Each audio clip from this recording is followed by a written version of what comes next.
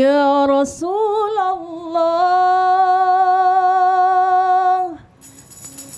Ya Habiballah,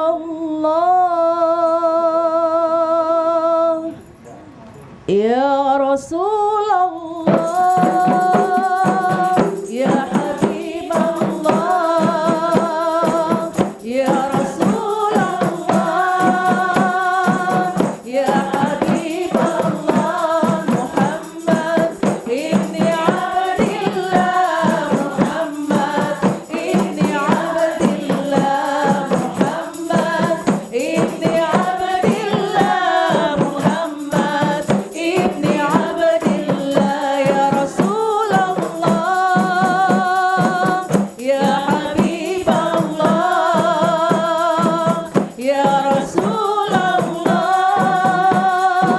Ya Habiballah, Muhammad ibni Abdillah, Muhammad ibni Abdillah, Muhammad ibni Abdillah, Muhammad ibni Abdillah, Muhammad ibni Abdillah, wa ya qari kitabillah, Muhammad ibni Abdillah, wa ya qari kitabillah, alaikal hubbatul qadrat tujahid fi sabilillah, alaikal hubbatul qadrat tujahid fi sabilillah, ya Rasulullah,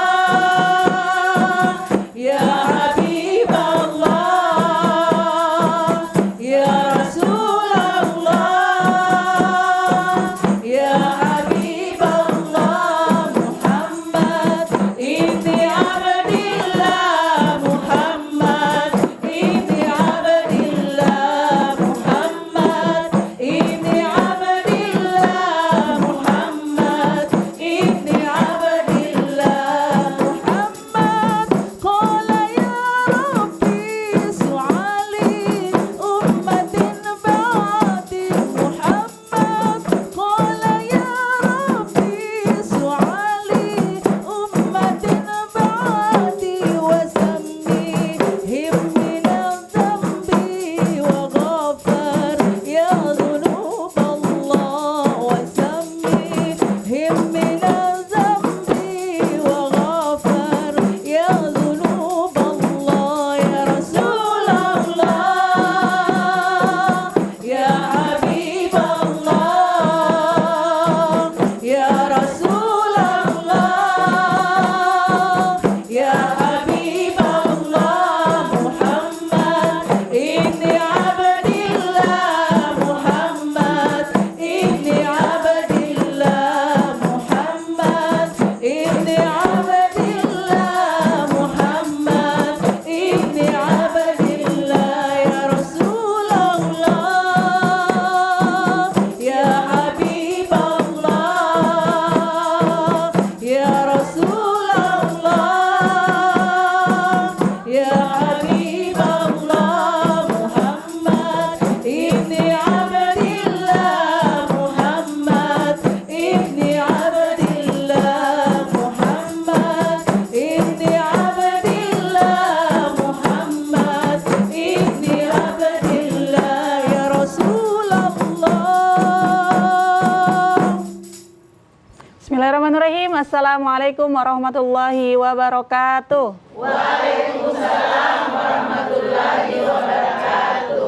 Tantangan hidup dipandang sebagai ujian dari Allah Subhanahu wa Ta'ala untuk memperkuat keimanan dan mendekatkan diri kepadanya. Lantas, apa yang harus dilakukan ketika hidup terasa sulit? Pemirsa, di studio telah hadir narasumber yang akan membahas tema kita pada hari ini, yaitu menghadapi tantangan hidup dengan sabar dan syukur. Ada Ustadz Rahmat Ja'far, atau lebih akrab disapa Abi Raja. Assalamualaikum, Bi. Waalaikumsalam warahmatullahi wabarakatuh. Sehat, Bi? Alhamdulillah sehat. Alhamdulillah. Dan di program Lentera Hati kali ini kita sudah bersama dengan ibu-ibu dari Majelis Ta'lim Al-Mubarak Kelurahan Numialo, Kota Tengah, Kota Gorontalo, dan ibu-ibu dari Majelis Ta'lim Al-Karim Fatonah, Desa Toluwaya, Kecamatan Bulango Timur, Kabupaten Bone Bolango. Assalamualaikum ibu-ibu. Waalaikumsalam warahmatullahi wabarakatuh. Sehat semuanya? Alhamdulillah. Bagi pemirsa di rumah yang ingin bergabung atau berpartisipasi di program Lentera Hati, bisa meninggalkan komentar di live streaming YouTube TVRI Gorontalo. Baik Ustadz, tema kita pada hari ini menghadapi tantangan hidup dengan sabar dan syukur. Hakikat sabar dan syukur itu apa, Abi? Tafadhol. Baik, alhamdulillah wassalatu wassalamu ala Rasulillah wa ala alihi wa ashabihi wa mawala. Para pemirsa Lentera Hati TVRI yang dimuliakan Allah, dan tentunya ibu-ibu Majelis Ta'lim yang hadir di studio. InsyaAllah dalam keadaan sehat walafiat, jasmani dan rohani.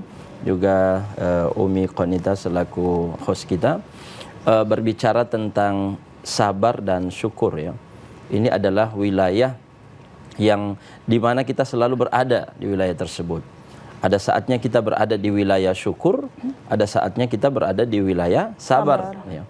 Kapan kita bersyukur, kapan kita bersabar, tentunya ada waktunya. Bersyukur saat mendapatkan nikmat dari Allah, dan bersabar saat mendapatkan musibah dari Allah. Ya, dua-duanya harus kita yakini dari Allah. Ya. Kalau kita mendapatkan nikmat, maka ucapkan alhamdulillahirabbil alamin ya, sebagai ungkapan pujian kepada Allah, kemudian syukuri. Ya, apa itu syukur? Kata para ulama dalam definisinya, syukur itu adalah irfanul ihsani wa nashruhu wal i'tirafu bi ni'matillah ya. Menghadirkan kesadaran full dalam diri kita tentang kebaikan-kebaikan Allah Subhanahu wa taala, dan mengakui seluruh nikmat yang datang itu hanya dari Allah. Tidak ada selain Allah yang bisa memberikan nikmat. Tidak ada. Ya. Apa hikmah di balik perintah syukur itu? Ya, hikmahnya adalah agar kita tahu diri dan tidak sombong. Ya, kita tahu diri dan tidak sombong, bahwa apa yang kita miliki ini segalanya adalah titipan dari Allah, dan kita tidak punya hak sama sekali ya dari titipan tersebut. Sehingga kapanpun Allah mengambilnya, maka kita harus ikhlas dan ridha. Dan ketika Allah ambil titipan tersebut, ya pada saat itu Allah meminta kita untuk bersabar. Sabar atas ketetapan yang telah diberikan, gitu ya. Karena kadang-kadang kita ini, mohon maaf, lupa diri ya. Selalu meminta, tapi begitu Allah kasih lalu diambil kembali, kita protes. Ya kan? Seperti anak-anak misalnya dikasih mainan, dia bahagia, dia senang, saat lagi asyik-asyik main kemudian diambil mainannya, apa yang terjadi? Nangis. Dia akan menangis. Dia akan protes, seakan-akan mainan itu adalah milik dia. Padahal hanya kita yang memberikan, kita yang menitipkan mainan tersebut. Seperti itulah kehidupan kita ya. Maka kemudian Allah Subhanahu wa taala dalam Al-Qur'an menyebutkan sabar itu sebanyak 103 kali. Bayangkan dengan berbagai macam derivasinya ya. Berbagai macam bentuk kalimatnya. Ada yang dalam bentuk fi'il madhi, kata kerja lampau, ada yang mudhari, kata kerja terkini ya. Present tense misalnya, ada juga dalam bentuk perintah, ada juga dalam bentuk isim, ya, ada juga dalam bentuk al-mubalaghah, ismul mubalaghah atau sighatul mubalaghah, dengan berbagai macam bentuknya. 106 kali. 103 kali. Adapun syukur, Allah Subhanahu wa taala hanya menyebutkan dalam Al-Qur'an itu sebanyak 75 kali. Kenapa sabar lebih banyak? Padahal lawan daripada sabar itu adalah syukur, ya kan? Sabar adalah syukur. Itu. Jadi gini, kenapa sabar itu lebih Allah sebutkan banyak di dalam Al-Quran, lebih banyak Allah sebutkan dalam Al-Quran dibandingkan syukur? Karena sabar itu berkaitan dengan proses. Sabar itu berkaitan dengan ikhtiar, dengan usaha. Sementara syukur hanya berkaitan dengan hasil. Saya mau tanya, lebih banyak hasil daripada usaha? Usaha kan? Tidak selamanya usaha kan berhasil. Misalnya 100, dari 100 usaha yang berhasil hanya 75 kali. Misalnya, gitu kan? Ada sebagiannya gagal. Nah, dari awal berproses itu kita sudah memasang sabar. Dan sabar itu yang pertama. Yang kedua, sabar itu lebih lama daripada syukur. Sabar itu lebih lama dari syukur. Kadang-kadang orang bersyukur hanya sehari 2 hari. Sementara proses sabarnya bertahun-tahun. Betul tidak? Dia berhasil, usahanya berhasil, sukses. Setelah dia membangun usaha itu sekitar 30 tahun. Ya, betul. Lebih Ya kan? panjang gitu ya, Bi. Katakanlah syukurnya setahun 2 tahun. Lebih lama mana? Proses atau hasil? Proses. Proses. Lebih lama sabar daripada syukur. Gitu. Jadi kehidupan kita ini ada saatnya syukur, ada saatnya sabar. Allah berjanji di balik syukur itu, la in syakartum la azidannakum wa la in kafartum inna adzabi lasyadid. Kalau kalian bersyukur maka Allah tambah. Dan penambahan Allah terhadap nikmat ini tidak mesti dalam bentuk kuantitas. Kebanyakan juga dalam bentuk kualitas. Ya, karena kalau kita memahami bentuk tambahan Allah itu dalam bentuk jumlah, ya berarti orang dengan sesuka hati dia bilang, "Oh, saya berarti dengan gaji 2 juta, saya bersyukur akan menjadi 4 juta." Iya kan? Dengan 1 istri saya bersyukur jadi 4 istri. 2 istri bahkan 4 istri. Kan ada orang selalu bersyukuri 1 istri, selamanya tetap 1 istri. Ternyata apa? Allah turunkan keberkahan di dalam 1 istri itu. Kualitas 4 istri maksudnya dengan gitu, Bi. kualitas 4 istri. Nah gitu. Gajinya 2 juta. Tapi kualitasnya sama dengan yang 10 juta. Berapa banyak orang gaji 10 juta, utangnya di mana-mana. Dengan 2 juta dia bisa mengcover segala kehidupan hidupnya. Kenapa? Disitulah ya rahasia kita bersyukur. Allah turunkan keberkahan di dalam harta yang sedikit itu. Gitu. Nah, adapun sabar, Allah Subhanahu wa taala kemudian banyak memberikan hikmahnya, baik tertulis maupun tidak, gitu ya. Misalnya secara tertulis dalam hadis Nabi. Dalam Al-Qur'an dulu. Allah mengatakan apa? Innallaha ma'as sabirin alladzina idza asabathum musibatun qalu inna lillahi wa inna ilaihi raji'un. Setelah itu apa? Ulaika alaihim shalawatun min rabbihim wa ulaika humul muhtadun. Ya, orang-orang yang bersabar kemudian menahan emosi untuk tidak mengeluh, untuk tidak teriak, untuk tidak banyak mengadu, ya, Allah berikan kepada mereka sholawat, kebaikan. Sholawat artinya barokat, keberkahan yang banyak, ya. Shalawatum min rabbihim, dari siapa? Dari Tuhan mereka, dari Allah Subhanahu wa taala. Wa ulaika humul muhtadun, dan mereka adalah orang-orang yang diberikan petunjuk. Ya. Di dalam hadis lain misalnya, ada seorang wanita yang diceritakan oleh Ibnu Abbas kepada seorang sahabat namanya Al-Atha, ya. Jadi Ibnu Abbas mengatakan, ala urika imra'atan min ahlil jannah. Maukah kamu aku ceritakan seorang wanita yang pasti masuk surga? Dia bilang, "Bala ya Rasulullah." "Mau wahai Rasul." "Siapa dia?" Dia bilang, imra'atan sauda, seorang wanita yang hitam pekat, ya, hitamnya tidak main-main. Kalau orang kan hitam sekali kan, kalau orang tidak ada hitam sekali, yang ada cuma coklat sekali. Ya hitam sekali. Datang kepada Rasul lalu kemudian mengadu, curhat, dia bilang, "Ya Rasulullah, inni atakasyafu ya.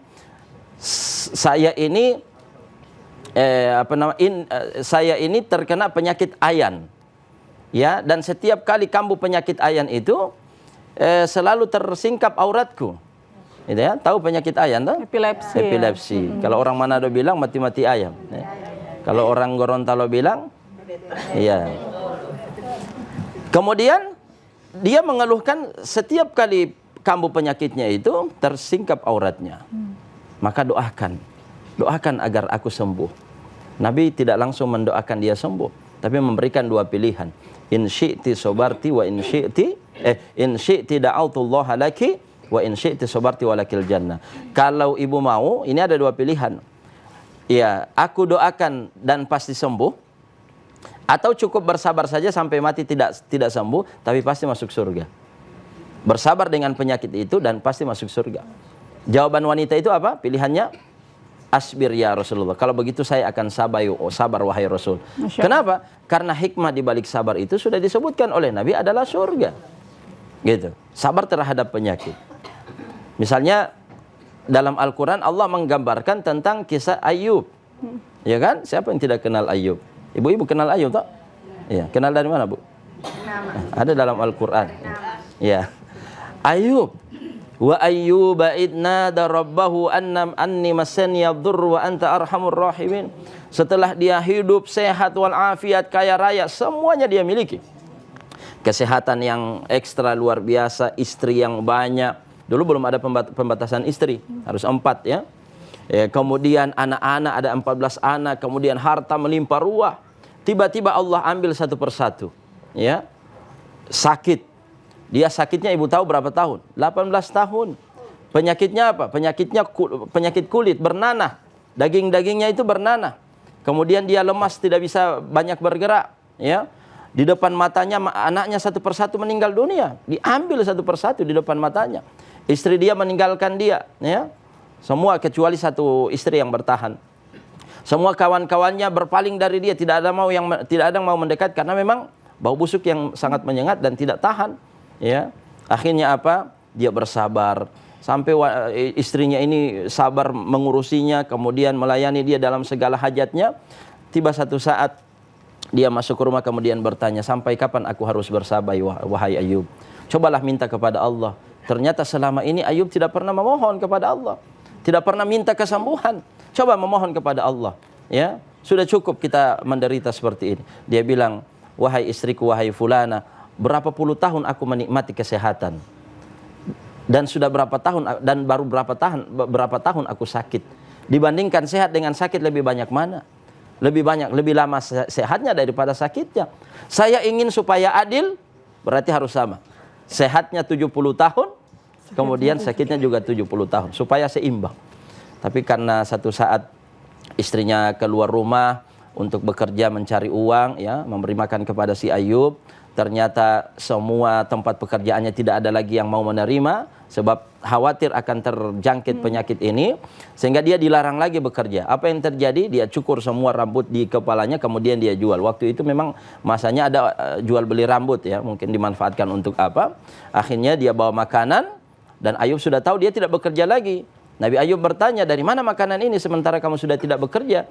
Dia bilang, makan saja, kamu sedang lapar sekarang, makan saja, tidak usah ditanya, yang jelas ini halal. Saya tidak akan memakan makanan ini sampai kamu jujur dari mana makanan tersebut kamu dapatkan. Dia buka jilbabnya, dan Ayub terkejut melihat kepala istrinya sudah botak. Disitulah dia marah. Disitulah dia marah, ya, sampai kemudian dia bernazar, jika aku sembuh dari penyakitku, aku akan mencambuk istriku sebanyak 100 kali. Tapi disitulah kemudian dia tersentuh hatinya untuk bermohon kepada Allah, meminta. Tapi itu pun tidak langsung-langsung, tidak tegas. Apa dia bilang? Ya Rabbi anni masaniyad durru, wahai Tuhanku, aku sedang terkena penyakit. Anta arhamur rahimin, dan engkau maha pengasih. Maha pengasih. Tidak langsung minta, ya Allah berikan kesembuhan kepadaku, istriku ini sudah sampai menjual rambutnya. Tidak seperti itu, masih malu-malu juga Ayub, gitu ya. Tapi kemudian Allah Subhanahu wa taala paham. Ya, Allah kembalikan semua keadaan karena kesabarannya yang luar biasa. Allah gambarkan kisah ini dalam Al-Qur'an sampai dalam 2 surat. Gitu kan? Bagaimana saat istrinya pulang, keluar rumah, kemudian terlambat pulang, Ayub dalam keadaan sendiri ingin sekali mandi, tidak ada yang bisa membantu dia. Akhirnya dia bermohon kepada Allah Subhanahu wa taala, turun wahyu kepada Nabi Ayub, apa dikatakan oleh Allah? Urkud birijlik, ya, hentakkan tumitmu atau kakimu ke tanah. Dihentakkan kakinya, tumitnya ke tanah, ya, keluarlah air. Air yang berlimpah. Hada muktasalun baridun wa syarab. Dengan air ini silahkan kamu mandi, bersihkan lahirmu, bersihkan zahirmu, dan wasyarab, ini air untuk meminum agar membersihkan penyakit-penyakit yang ada di dalam batinmu. Maka sembuhlah lahir dan batinnya. Begitu dia kembali ke dalam rumah, dia mendapati ada laki-laki yang begitu ganteng, yang begitu indah, masih muda, dan wajahnya mirip Nabi Ayub waktu muda. Sehingga dia tanya, di mana Ayub? Apakah dia sudah dimakan serigala atau hewan buas? Ya, di mana Ayub? Apakah kamu melihat Ayub? Dia bilang, akulah Ayub. Jangan main-main. Ya, masa sembuh seketika? Akulah Ayub.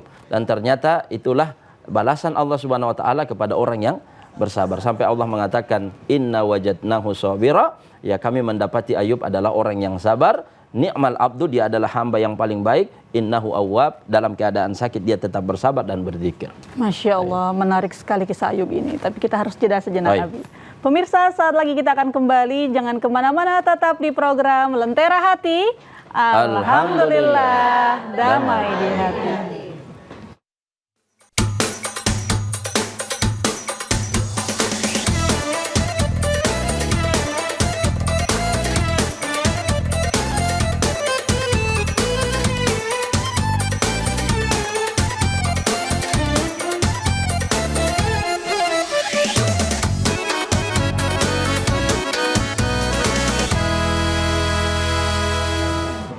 Kembali lagi di program Lentera Hati. Alhamdulillah, damai di hati. Bagi pemirsa di rumah yang ingin bergabung atau berpartisipasi di program Lentera Hati, bisa meninggalkan komentar di live streaming YouTube TVRI Gorontalo. Baik Ibu, sekarang kita berada di sesi tanya jawab. Bagi yang ingin bertanya, silakan Ibu. Assalamualaikum warahmatullahi wabarakatuh. Waalaikumsalam. Nama saya Rostin Ano dari Majelis Taklim Al-Mubarak, Kelurahan Bumialo, Kecamatan Kota Tengah, Kota Gorontalo. Dalam kehidupan sehari-hari, Ustadz, yang namanya sabar dan bersyukur ini memang susah sekali untuk kita tanamkan dalam diri kita masing-masing. Karena dengan seperti kondisinya mengenai keuangan atau ekonomi, mungkin hal ini yang membuat orang susah untuk menjadi sabar dan bersyukur, sehingga ada orang yang mencari jalan pintas untuk menyelesaikannya. Nah Ustadz, dengan demikian bagaimana upaya kita agar kita bisa menanamkan rasa sabar dan bersyukur itu ketika menghadapi masa-masa yang sulit? Terima kasih. Wassalamualaikum warahmatullahi wabarakatuh. Waalaikumsalam warahmatullahi wabarakatuh. Menanamkan sabar, Abi, dalam kondisi sulit. Iya. Justru sabar itu harusnya dihadirkan dalam keadaan sulit, ya. Dan sabar itu kan artinya al-habsu, menahan, mengendalikan, memenjarakan. Ingin sekali mengeluh, ingin sekali teriak tapi ditahan. Itulah yang namanya sabar. Ya kan? Ingin sekali mengeluh, ya kenapa ini semuanya mahal, kenapa suami saya begini, hanya memberikan sekian dalam sebulan, itu ditahan semua. Nah, efeknya adalah kita dipaksa untuk menghadirkan sebuah sifat yang namanya qanaah. Ya, qanaah. Qanaah itu artinya merasa cukup dengan yang ada. Ya sedikit, tapi kita kelola ya sedemikian rupa agar menjadi cukup. Dan jangan lupa untuk menghadirkan keberkahan Allah Subhanahu wa taala dengan selalu mendoakan. Ya, masakan sedikit doakan, minimal bismillahirrahmanirrahim. Walaupun sedikit dia akan menjadi berkah.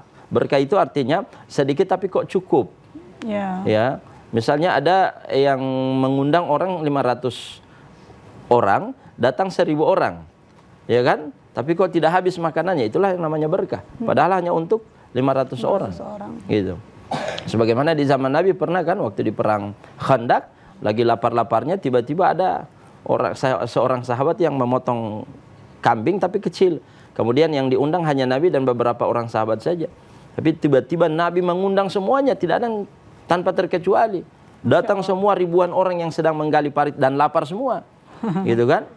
Apa yang terjadi? Nabi bilang sama sahabat itu, jangan sentuh makanan itu sebelum aku datang. Gitu. Nabi datang, baru Nabi yang pertama kali menyendokkan, Nabi yang melayani, dan makanan yang sedikit itu ternyata bisa cukup untuk semua orang yang sedang menggali parit dalam perang Khandaq itu. Dan dalam riwayat itu makanan tersisa seperti sedia kala, tidak ada yang berkurang. Kalau mau dipikir mustahil, mustahil. Tapi karena ada keberkahan di situ, ya. Jadi kuncinya ada di sabar, kemudian qanaah. Ya, qanaah. Allahu taala alam bisawab. Baik, insyaallah bermanfaat Ibu. Selanjutnya silakan Bu.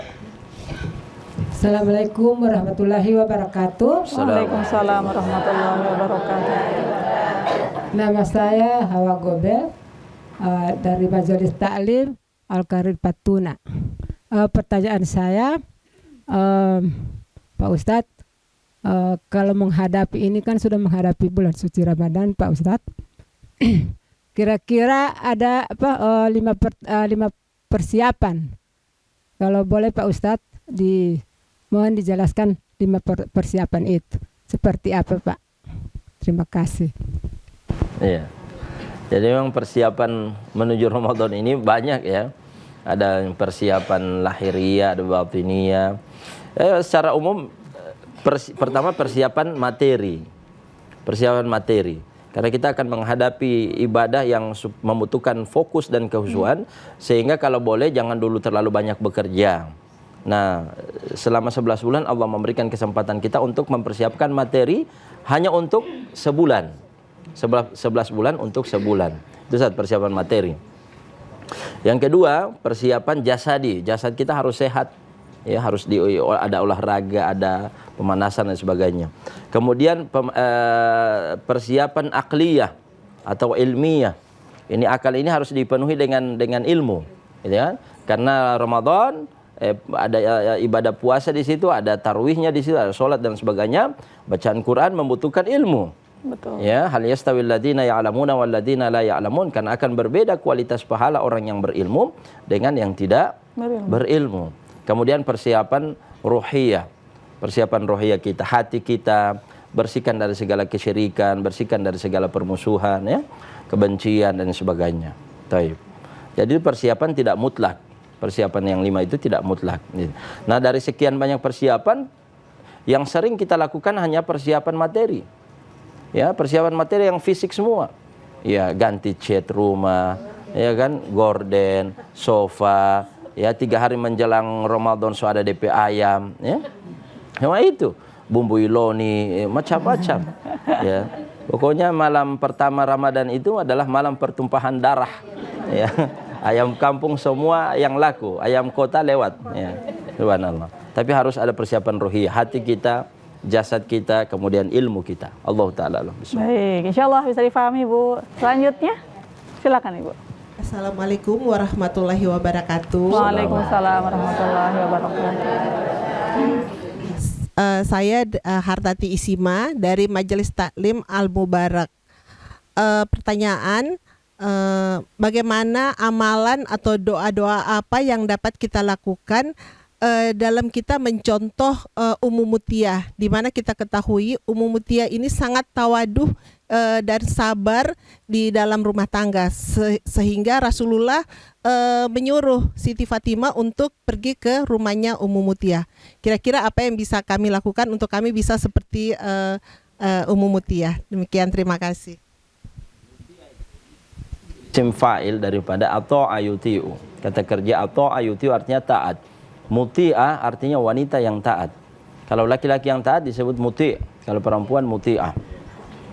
Jatuh sampai di lisan orang Indonesia jadi mutiah, gitu ya. Orang Arab muti'ah, sampai di Gorontalo mutiah. Ya.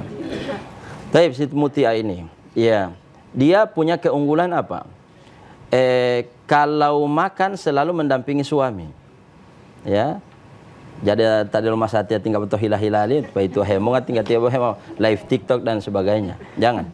Jadi dia ambil makanannya, dia sediakan semuanya, kemudian dia temani sambil bertanya. Perhatikan, di dinding rumahnya itu tergantung cambuk. Di samping meja makan ada cambuk. Untuk apa itu cambuk? Dia bilang sama suaminya, wahai suamiku, jika ada dari masakan itu yang kamu rasakan tidak enak, maka cambuklah aku daripada nanti Allah mencambuk aku di akhirat. Ya. Tahu-tahu mau tahu dia ya. Kurangi masa hati ya. Jadi dia minta kalau ada yang tidak enak tolong cambuk aku. Sehingga dengan ketaatan kepada suaminya, Allah Subhanahu wa taala Rasul membanggakan dia di depan Siti Fatimah. Ya. Oleh karena itu pelajaran untuk ibu-ibu ya, untuk kita semua, kalau dari pertanyaan beliau apa pelajaran bisa kita ambil, ya taat sama suami, kemudian dampingi minimal dalam hal makan. Dalam hal makan dia disenangkan, ya. Kemudian ditemani, jangan lupa itu ditemani. Bahagianya seorang suami itu ketika ditemani saat makan. Taib. Allah Ta'ala alam bisawab. Ini pertanyaannya amalan kira-kira atau doa yang bisa kita dawamkan gitu. Ya boleh. Allahumma ja'alni kamuti'ah. Ya Allah jadikan aku seperti Siti Muti'ah. Pakai bahasa Indonesia juga boleh? Ya boleh. Ya Allah, jadikan aku seperti Siti Mutia. Atau Allahumma rzuqni ta'a li zauji. Ya Allah, karuniakan aku ketaatan kepada suamiku. Gitu. Doa, zikir. Baik. Masya Allah. Insya Allah bermanfaat Ibu. Selanjutnya masih ada yang bertanya, silakan Ibu. Bismillahirrahmanirrahim. Assalamualaikum warahmatullahi wabarakatuh. Waalaikumsalam warahmatullahi wabarakatuh. Perkenalkan, nama saya Unang Muhammad dari Majelis Taklim Al-Karim Fatona. Mungkin agak menyimpang dari topik. Tidak apa. Begini Pak, ada seorang perempuan yang taat ibadah, tapi dia tidak memakai hijab. Terus suaminya sering mabuk-mabukan. Kira-kira apakah amalannya si perempuan ini bisa terterima Pak? Terima kasih. Assalamualaikum warahmatullahi wabarakatuh. Waalaikumsalam warahmatullahi wabarakatuh. Banyak yang seperti ini. Baik. Kalau amalannya, misalnya ya, sholatnya, puasanya, itu memenuhi syarat dan rukunnya, maka sah. Selama dia sah, ada potensi Allah terima. Persoalan dia buka jilbab atau tidak berhijab, itu adalah perbuatan dosa yang tidak mempengaruhi terkabulnya amalan ini. Betul. Sama dengan orang, apa hukum yang sering ditanyakan, apa hukum orang puasa tapi tidak sholat? Puasanya kalau sah, terpenuhi syarat dan rukunnya, dia lakukan sungguh-sungguh karena iman dan karena ihtisab, maka Allah berikan dia ampunan, Allah berikan dia pahala. Tapi ya pahala-pahala itu akan runtuh dan gugur ketika ditimbang dengan dosa meninggalkan sholat. Betul. Sebab puasa 30 hari itu sebenarnya tidak dapat menandingi dosa meninggalkan 1 kali sholat. Kita sering menganggap dosa dan maksiat itu berzina dan minum khamar. Kita tidak tahu bahwa meninggalkan sholat itu adalah perbuatan maksiat yang paling besar. Jadi sekali lagi saya sederhanakan, bisa saja pahala yang dia dapatkan dari puasa sebulan penuh tidak dapat menandingi dosa 1 kali dia meninggalkan sholat. Baik. Masya Allah. Baik, insya Allah bermanfaat Ibu. Selanjutnya, silakan Bu. Terima kasih. Bismillahirrahmanirrahim. Assalamualaikum warahmatullahi wabarakatuh. Waalaikumsalam warahmatullahi wabarakatuh. Perkenalkan, nama saya Rosna Tolago dari Majelis Taklim Al-Mubarak. Pertanyaan saya Pak Ustadz, manakah yang lebih utama dari 3 sifat ini? Sifat qanaah, sabar, atau bersyukur? Mohon penjelasannya, karena ketiga-tiganya itu baik, cuma mana yang lebih utama? Terima kasih. Baik, ada pilihan ganda, Bi. Sebenarnya kalau berbicara tentang 3 sifat itu tidak boleh ada pilihan. Ya, utama tiga-tiganya. Iya, semuanya utama. Semuanya fadil, tidak ada yang mafdul, tidak ada yang dikuatkan dalam masalah ini, semuanya kuat. Andaikan gitu. Kita Karena ingin mensifati ketiga ini, Bi, mana yang didahulukan? Tidak ada yang bisa didahulukan. Didahulukan itu kalau terjadi bersamaan. Kan ada saatnya kita sabar, ada saatnya kita syukur. Mau dahulukan mana? Ya kan? Begitu juga dengan qanaah. Qanaah itu berdiri, ini sifat yang berdiri masing-masing. Sehingga memiliki keutamaan dan tidak bisa dibanding-bandingkan. Semuanya kuat. Semuanya afdal. Karena pernah, Bi, saya mendengar penjelasan dari seorang ustadz ketika dia mengalami musibah, yang pertama kali diucapkan adalah alhamdulillah, kemudian innalillahi wa inna ilaihi rajiun. Kalau sekedar memuji Allah, kalau terkena musibah sekedar memuji Allah boleh, tapi mensyukuri musibah tidak boleh. Oh, begitu. Ya. Tidak boleh mensyukuri musibah. Ya, kecuali kalau dia sabar kemudian sedang memuji Allah seperti Nabi Ayub tadi. Innahu awwab. Walaupun dia sakit tetap memuji Allah, itu dia berarti hamdalah. Alhamdulillah, alhamdulillah. Tapi bukan berarti dia mensyukuri musibah itu. Yang disyukuri itu hikmah. Karena tidak mungkin ada syukur saat dia sabar. Ya. Gitu. Jadi dia hanya sabar, di balik kesabarannya dia tetap memuji Allah Subhanahu wa taala. Segala puji bagi Allah yang telah memberikan penyakitku ini. Tidak boleh, ya Allah terima kasih engkau telah memberikan musibah ini. Tidak boleh. Gitu. Kecuali kalau sudah ada hikmahnya. Kalau sudah selesai musibahnya kemudian terjadi hikmahnya, barulah boleh bersyukur atas musibah itu. Contoh misalnya orang musibah ketinggalan pesawat, ya karena apa? Karena sholat. Karena sholat dia ketinggalan pesawat, ditinggal oleh pesawat. Setengah jam kemudian dia sabar, ingin sekali meronta-ronta, ingin sekali memberontak di bikin onar di bandara, tapi dia tahan, dia kendalikan. Setengah jam kemudian dia mendengarkan kabar bahwa pesawatnya jatuh. Ya kan? Dia baru tahu hikmah dari kesabarannya itu seperti itu. Ya ternyata ada kebaikan yang Allah inginkan di balik tertinggalnya dia oleh pesawat itu. Gitu. Baru dia bersyukur. Tapi saat terkena musibah tidak boleh bersyukur. Gitu. Baik, insya Allah bermanfaat Ibu. Selanjutnya, silakan Ibu. Assalamualaikum warahmatullahi wabarakatuh. Waalaikumsalam warahmatullahi wabarakatuh. Terima kasih, nama saya Asni Mupangga dari Majelis Al-Karim Patona, Desa Toluaya, Kecamatan Bulangu Timur. Di sini saya datang dengan pertanyaan, mengapa kesabaran dianggap sebagai sifat yang penting dalam menghadapi tantangan hidup? Dan di sini saya juga sudah mengalaminya, Pak, dalam menghadapi suami saya dalam sakit sekarang. Terima kasih, Pak. Masya Allah. Baik, Masya Allah. Baik Abi, dijawab setelah jeda. Pemirsa, saat lagi kita akan kembali. Jangan kemana-mana, tetap di program Lentera Hati. Alhamdulillah, damai di hati.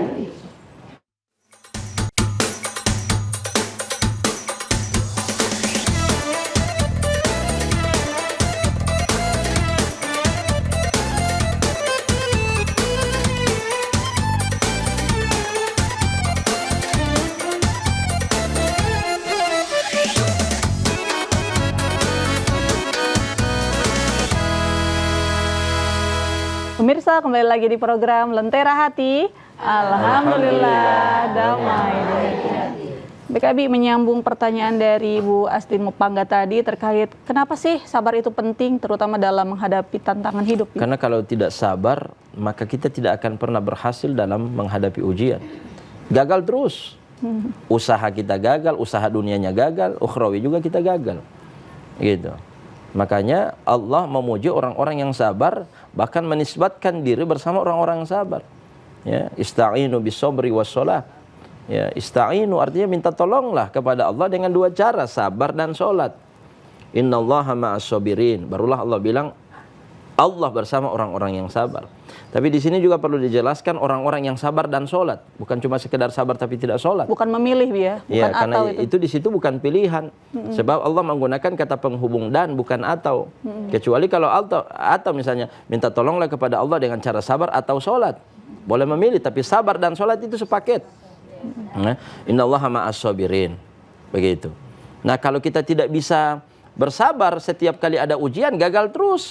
Tidak pernah ada nilai kita di hadapan Allah Subhanahu wa taala. Gitu, proses kita gagal terus. Makanya Allah kemudian menisbatkan diri bersama orang-orang yang sabar itu untuk menjadi penyemangat bahwa kita ini tidak Allah biarkan sendiri. Saat kita bersabar, disitulah ada bantuan Allah Subhanahu wa taala. Kalau ibu tidak sabar, ibu akan meninggalkan suami dalam keadaan seperti itu, dan itu adalah nusyuz. Itu adalah perbuatan dosa besar karena pembangkangan terhadap suami. Ada penjelasan terkait keutamaan mengurus orang sakit mungkin, iya, supaya lebih keutamaan sabar. orang mengurus sakit itu sama dengan mengurus Allah Subhanahu wa taala. Membiarkan orang sakit itu sama dengan membiarkan Allah Subhanahu wa taala. Sedangkan menjenguk orang sakit itu diibaratkan menjenguk Allah, apalagi merawat. Pahalanya luar biasa. Masya Allah. Gitu. Jadi bersabar saja ya, karena setiap detik yang ibu pakai untuk merawat suami itu pahala yang luar biasa tercatat di sisi Allah. Allah taala alam bisawab. Baik, insyaallah Allah tambah terus kesabarannya Ibu. Amin. Saya kasih lagi satu hadis dari Nabi SAW, diterima dari seorang sahabat Abi Sa'id Al-Khudri. Rasul mengatakan man yatasabbar yusabbirhullah. Siapa yang bertahan dalam kesabaran dan terus berusaha untuk tetap sabar, yusabbirhullah. Pada saat dia sudah tidak sabar lagi, Allah tambah kesabarannya. Siapa yang meminta kesabaran, Allah tambah kesabarannya. Begitu. Wah, ternyata sabar itu tidak datang sendirian, Bi ya. Harus diminta. Harus diminta. Baik, selanjutnya masih ada yang ingin bertanya, Bu? Silakan, Bu. Assalamualaikum warahmatullahi wabarakatuh. Waalaikumsalam. Nama saya Asna Hasan, Majelis Taklim Al-Mubarak. Mohon izin Ustadz berkan. Bagaimana cara mempertahankan kesabaran dan bersyukur ketika menghadapi ujian yang bertubi-tubi? Terima kasih. Baik Abi, bisa jadi ujian pertama bisa sabar, kedua sabar, tapi ini kok ujiannya bertubi-tubi, nah kira-kira? Taib, harus meyakini bahwa Anda adalah orang yang spesial di hadapan Allah. Itu dulu. Harus mengakui, harus meyakini, harus menyadari dengan musibah yang datang bertubi-tubi itu, Anda adalah manusia yang spesial di mata Allah.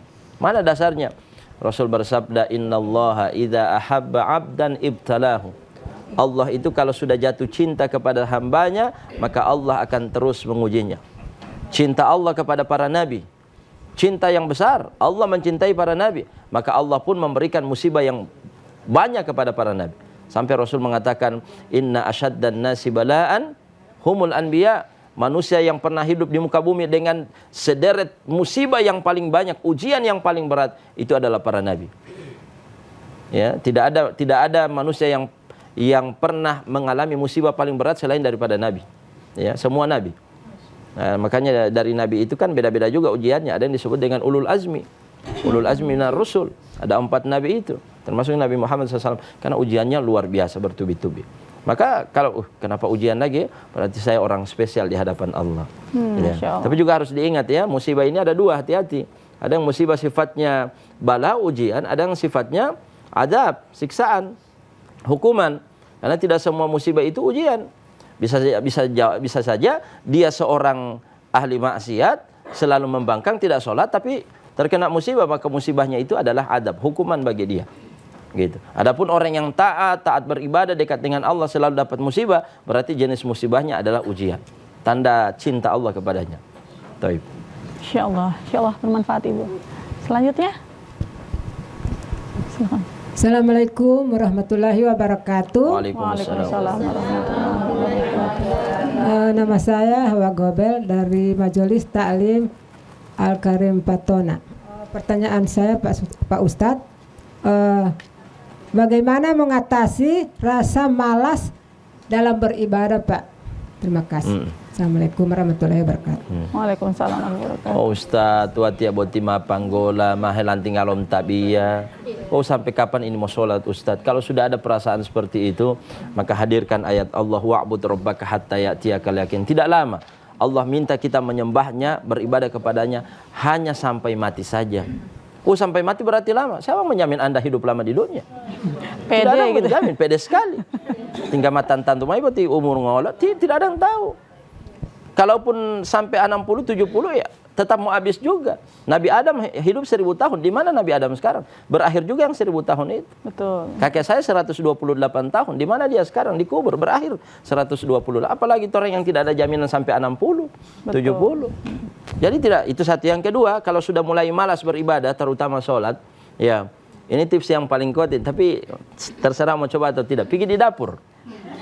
Bapak Ustadz, Bapak masak? Tidak. Kasih menyala kompor, taruh itu tangan di atas kompor. Panas? Kalau Anda masih merasakan panas, ketahuilah Anda tidak kuat dengan panas api neraka yang berkali-kali lipat. Masya Allah. Baik. Lawan malasnya ya Bu. Langsung hilang malas. Nasihat buat saya juga itu Bu. Selanjutnya, silakan Bu.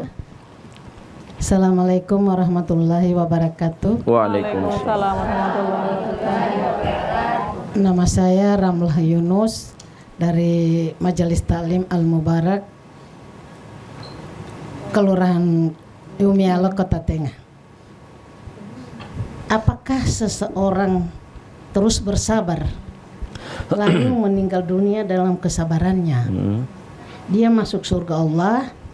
Apakah ada dalilnya agar supaya lebih mempertebal kesabaran untuk kita semua? Masya Allah. Assalamualaikum warahmatullahi wabarakatuh. Waalaikumsalam warahmatullahi wabarakatuh. Baik.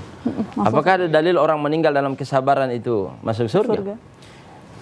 Riwayat yang saya nukil tadi, di mana Ibnu Abbas menceritakan kepada seorang sahabat namanya Atha, ya kan? Belum selesai sebetulnya. Jadi dia datang sama Rasul, minta didoakan. Nabi bilang apa? Kalau ibu mau, saya doakan sembuh. Kalau ibu mau, bersabar saja sampai mati masuk surga. Dia masuk surga karena penyakitnya atau karena kesabarannya? Karena kesabarannya. Karena berapa banyak orang sakit tidak masuk surga? Memang penyakit sakit itu menggugurkan dosa, tapi tidak semua.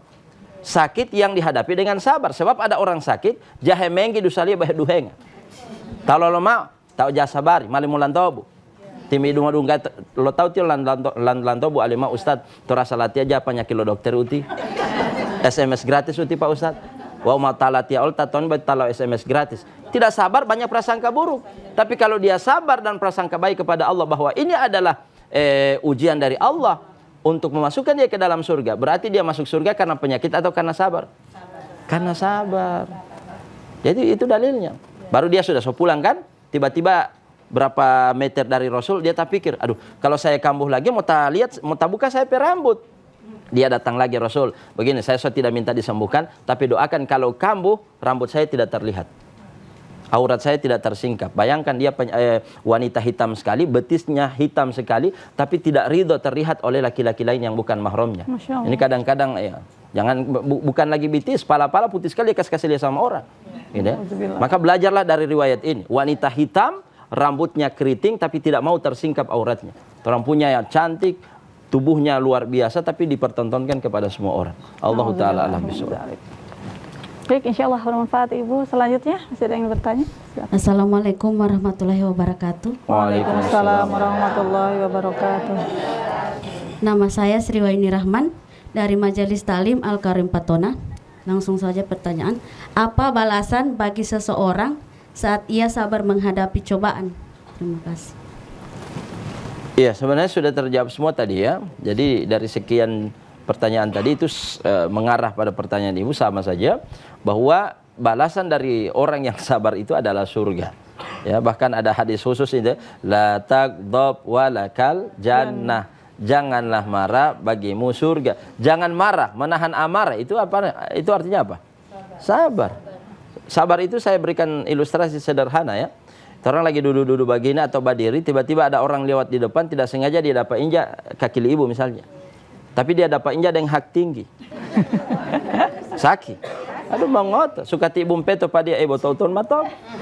Tapi tibu tahan itu kata-kata karena jaga DP perasaan, biar sakit sekali tibu so tahan. Itulah yang namanya sabar. Orang punya rumah ada teras mangkilat karena terbuat dari tehel, bukan tehil. Tehil.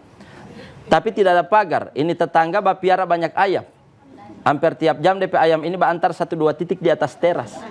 Baru mau pel ke sana polisi ada lagi, suka sekali pigakan itu tetangga ibu kasih masuk di kandang ibu pe ayam, giliran DP daging pati ibu DP tai pas saya. Tapi karena jaga perasaan tetangga sampai mati ada sabar akan. Itulah namanya sabar, ada pahala, ada pahala. DP pahala apa? DP balasan surga. Gitu ya Ibu ya. Tapi kadang Bi, orang sabar itu dimanfaatkan. Contohnya gampang sekali dimintai pinjam uang gitu Bi. Itu kalau masalah muamalah beda lagi ceritanya. Kalau kita tahu penyakitnya seperti itu, pinjam kemudian tidak bayar ya beda lagi. Oh, tidak berlaku sabar di situ ya. Berlaku sabar, tapi sikap kita yang berbeda. Ya, sikap kita berbeda. Mohon maaf ya, walaupun ada uang, tapi pengalaman kamu saya sudah kasih pinjam 3 kali, tidak bayar dulu yang kemarin baru saya kasih pinjam. Begitu, harus tegas sama orang karena ini perkara muamalah. Dan kita tidak memberi dia itu bukan kita benci sama dia, justru kita sayang. Betul. Sebab kalau dia banyak utang dan tidak bisa bayar, itu akan menjerumuskan dia ke dalam api neraka. Iya kan? Taib. Berarti jangan marah kalau diingatkan bayar utang dia. Jangan marah, berarti ada orang yang sayang sama Anda. Ya. Masya Allah, insya Allah bermanfaat Ibu. Bisa ada yang bertanya Bu? Pas. Assalamualaikum warahmatullahi wabarakatuh. Waalaikumsalam warahmatullahi wabarakatuh. Sudah biasa Pak, kalau bulan puasa ketika menjelang puasa kita mau renov rumah. Iya. Terus begini Pak, kan kita manggil tukangnya, tukang tidak puasa, terus si tuan rumah berpuasa. Apakah berdosa si tuan rumah menyuguhkan makanan ke tukang ini Pak? Bagaimana itu hukumnya Pak? Terima kasih. Assalamualaikum warahmatullahi wabarakatuh. Assalamualaikum warahmatullahi wabarakatuh. Soal merenov rumah, apa hukumnya? Boleh. Boleh. Ya, bukan wajib, bukan haram, ya kan? Boleh, kapan saja. Yang menjadi pertanyaan, kenapa mesti di bulan Ramadan? Apakah tidak boleh di selain Ramadan? Kalau Anda paksakan pekerjaan itu di bulan Ramadan dan Anda mempekerjakan orang dan gara-gara pekerjaan itu dia tidak puasa, Anda berdosa. Allah berfirman ta'awanu 'alal birri wat taqwa wa la ta'awanu 'alal itsmi wal udwan. Harus saling tolong menolong dalam takwa, saling membantu dalam berpuasa, bukan saling menolong dalam maksiat dan dosa. Gitu. Memperkerjakan dia dengan dia tidak berpuasa dan kita tahu dia tidak puasa, kita biarkan, dan gara-gara kita dia tidak berpuasa maka kita ikut andil dalam berdosa itu, dalam dosa itu. Allah Ta'ala langsung. Berarti begitupun dengan ketika seorang ibu tidak tega membangunkan anaknya untuk sahur. Apakah berlaku ayat ini, Bi? Ya, kalau anak, nah gini, sahur itu kan hukumnya sunnah. Ya. Khawatir nggak kuat kalau ya, sahur. Kecuali kalau orang tua ini membiarkan anaknya tidak puasa karena kasih sayang. Ini kasih sayang salah. Kasih sayang salah. Mestinya dia bangunkan untuk sahur, mestinya dia perintahkan untuk berpuasa. Baik. Masya Allah. Baik, Abi, kita sudah berada di penghujung acara. Mau memberikan closing statement, ditutup dengan doa.